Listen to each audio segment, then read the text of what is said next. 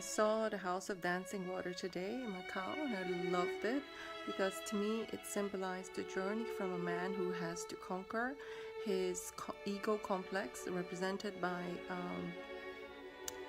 like an evil, powerful queen that was always there trying to block him meeting his anima that was captivated and that needed to be released or to be connected with him. And his anima was a fragile person, and she was also from another ethnicity. She looked Asian, so he was like a white man, and she was representing an exotic person.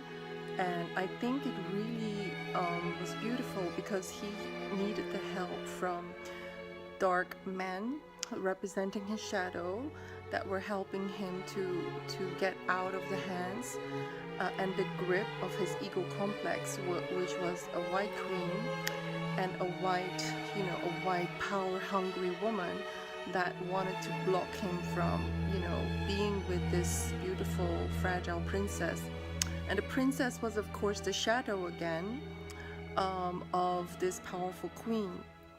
And I think, the beautiful thing about this piece was that there was a lot of contrast between ego and shadow. And of course, our ego identity is who we think we are, and our shadow is that which we don't understand, which is scary to us, which is very often the opposite of who we identify with. But what was so moving about this piece was that, the music was amazing, the choreography was amazing. There was not 1 second that was boring. We were on the edge of our seat, but the symbolism was so powerful.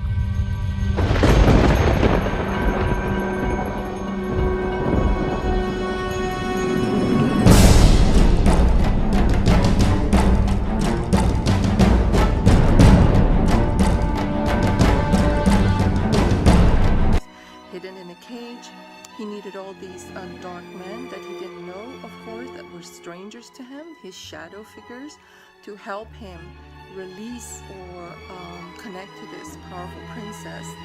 And as as he started to get help from all these shadow figures represented by, dark warriors, and he had to battle this powerful queen, representing his ego consciousness that was all about power, that wanted to dominate him, didn't want him to connect with this more fragile princess. As he gained more power, he really connected with all these archetypes: his shadow, his princess, and also a Chinese warrior. What I thought was so beautiful was that, as he started to connect more with this beautiful princess, she gained power. She gave him all this, she started fighting back. She started, realizing that she had all these magical powers. So she started facing her shadow, which was the powerful, dominant queen. So Jungians would say sometimes men are, have a very, they might have a negative anima complex, very often very often caused by negative mother complex. And, for women it could be the reverse. But I thought this was such an amazing, beautiful piece that for me was so emotional, because I always see symbolism in very well crafted movies and theater pieces and songs, and I can only say that I would recommend everybody to watch it, because it is really about how, the masculine has to overcome all these shadow figures in the world, overcome all these like ego complexes and connect with his shadow, the unknown in him, the unknown archetypes in him, to actually really to realize his true self. And what's happening in the inner world will also be reflected in the outer world. So if he does not conquer this powerful,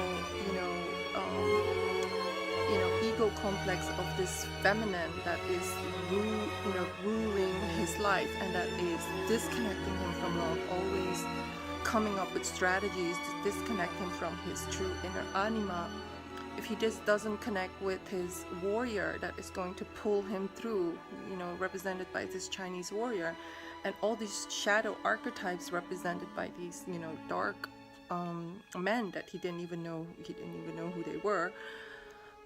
You know, he's going to be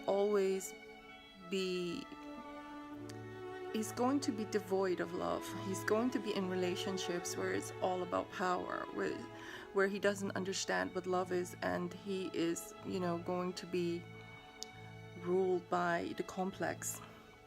And so, yeah, if you want to know more, drop me a line, and I hope I can find some videos of this beautiful, beautiful piece, House of Dancing Waters in Macau. Okay, bye-bye.